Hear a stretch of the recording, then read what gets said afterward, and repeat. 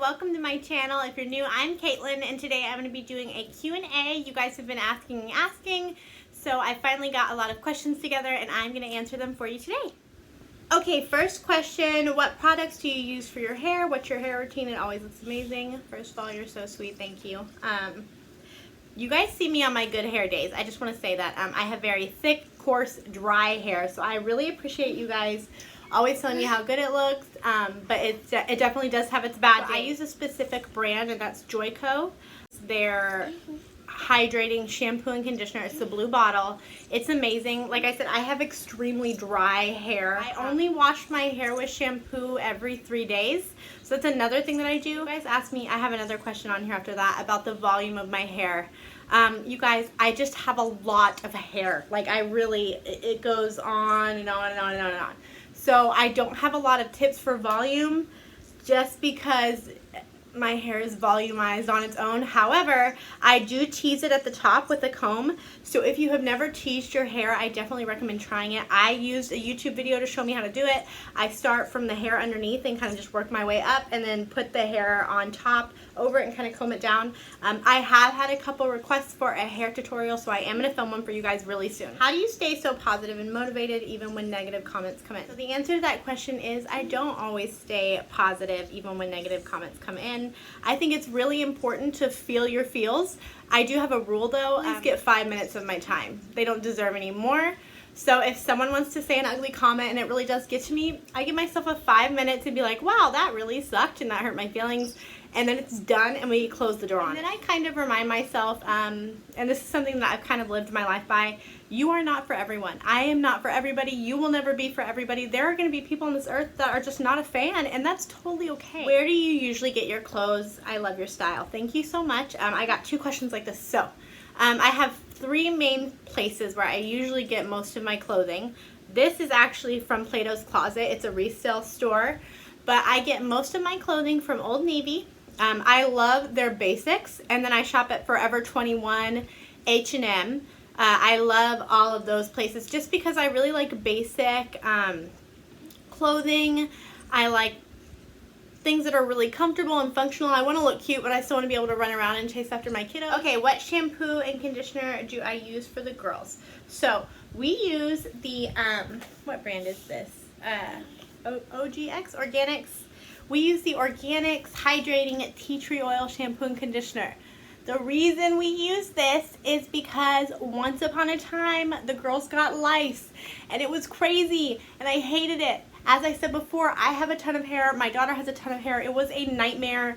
I wanted to like burn the house down and just start over. So now we are extremely preventative up in this house, and we use the Tea Tree Mint Shampoo and Conditioner just because lice are not a fan of tea tree oil. I also spray the house down with tea tree oil once a month just in case. And yeah, that's why we use that shampoo and conditioner, just because I'm very, very scared of ever having to do that. It smells really nice though, and it does keep the girls' hair really hydrated. What is going on with that milk face?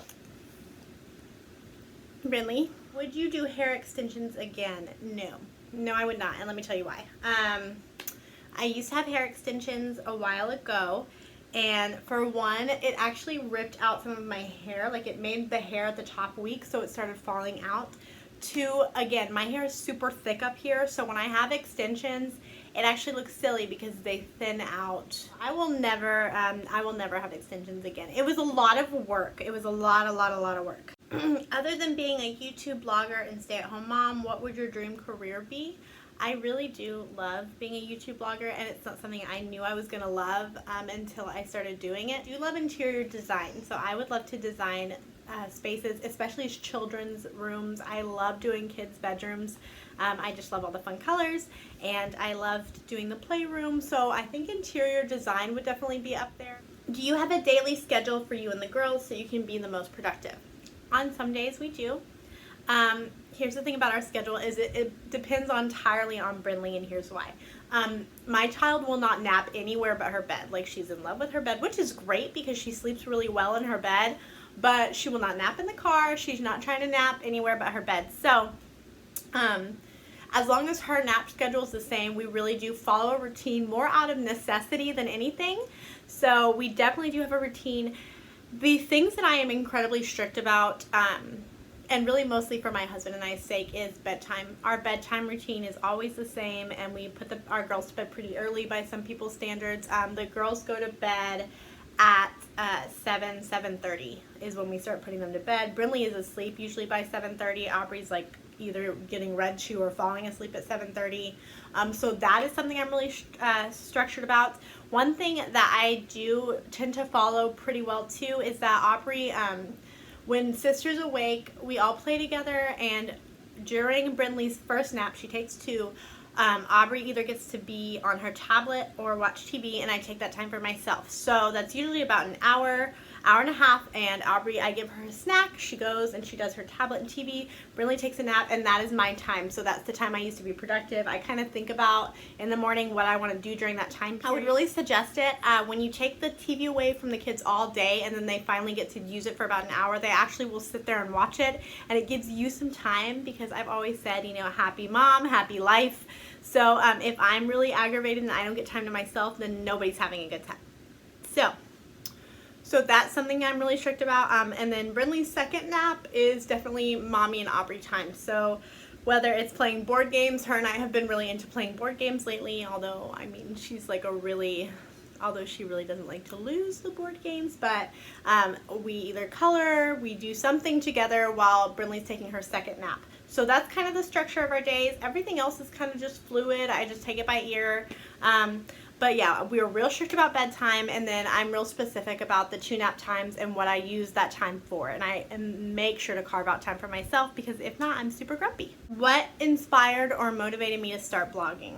Or vlogging. Most YouTube vloggers, I started out watching YouTube, and then after a while, I don't know, I just really, I just decided, hey, I could do this. This looks super fun. I didn't have any fancy equipment. I still don't to this day. I was going through kind of, you know, that lonely period in motherhood, and other YouTube moms helped me through that, and I wanted to be one of the YouTube moms that helped another mom through it. And my biggest advice, which is another question to anyone who wanted to start blogging, is just do it. Just get started. Just take the leap. Just do it. I learned as I went. You will find that many big YouTubers, we are all learning as we go. I learned as I went, and I took the leap, and here we are. Do I plan on getting any more tattoos soon? For those of you who don't know, I have 2 tattoos, and they're very small. I have an A and a B for my girls, Aubrey and Brinley, and then I got a tattoo with my best friend this past weekend. I absolutely want more. They're really addicting. Anyone who's gotten a tattoo knows that they are crazy addicting. I would love to get a half sleeve on this shoulder, a floral half sleeve. I want a lot of tattoos. I want to get a matching tattoo with my mom and my sister. So yes, I plan on getting lots more tattoos. I think it's really cool to cover my body in art. And do you and your husband plan on having any more children? Right now, in the period of life that we are in right now, definitely not. I am very much enjoying the fact that Brinley will be probably potty trained in this next year, and my kids are getting, Aubrey is super independent, obviously, because she's 4 now, and Brinley's starting to get more and more independent, and I'm starting to be able to focus on myself a little bit more. So I'm really enjoying that, and I think that if we were to have another child, we wouldn't even consider it until Brinley started kindergarten. Another question, how do I stay motivated for workouts? I hate answering like this, but I don't always, you guys. I am human just like everybody else. Your girl does not like to sweat. I'm not trying to work out. I don't like it. Really, at the end of the day, I have kind of a rule with myself. I'm like, okay, you at least need to like play the video and try, and if 5 minutes in you're dying and you feel like you need to quit, you just can walk away. Because I think the older you get, the wiser you get. You kind of understand that not everything is instant gratification, and I think that's why working out and dieting and many things are so hard, is because we don't see the results instantly. You have to wait for them.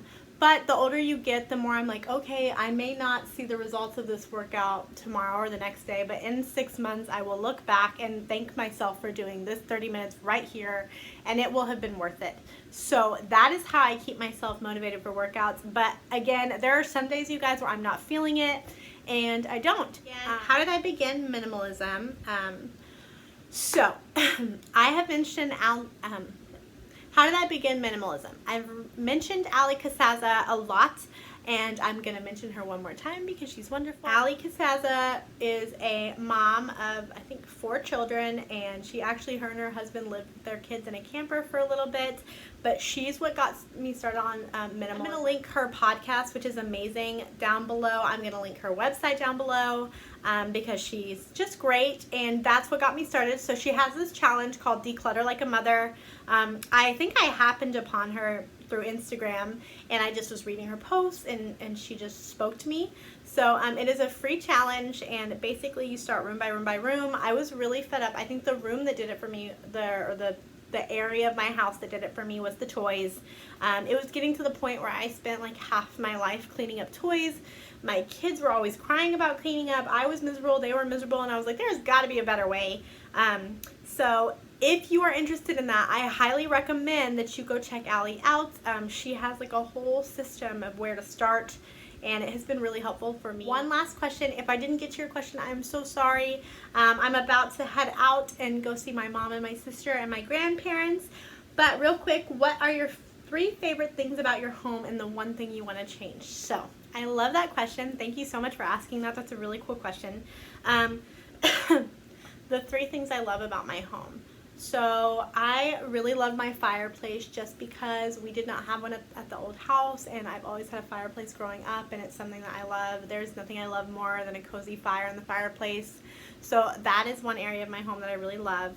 I love the playroom and the kitchen area because I love sunlight, and there's a certain point in the morning when you first wake up, and it's right after the girls come in and the sun is streaming through the windows, and you can see it, you know, and it's reflecting off the girls' hair while they're playing in the playroom, and it's just bright and sunny and beautiful, and I love those rooms because the morning sun comes in through them, and it's just I love to sit and just look at the girls play or eat at the kitchen table at that time in the morning. So that is something I love about my home. Another thing I really love about my home is that it is close to my family. I did not grow up with a lot of siblings. I grew up with one awesome, amazing sister, but I have so much enjoyed being a part of such a big, awesome, colorful, wonderful family. So that is definitely something I love about my home. The one thing I would change, my kitchen is a little bit of a hallway, so if I could change something, I would just make it a little bit bigger and maybe more open to the rest of the house, because sometimes when I'm cooking, I am very closed off. There's a wall between me and the living room, and I like to be able to talk to people, so that is one thing I would change about the house. We probably won't, this is not our forever home. We definitely will be moving in the next year or so just to get closer to my husband's job.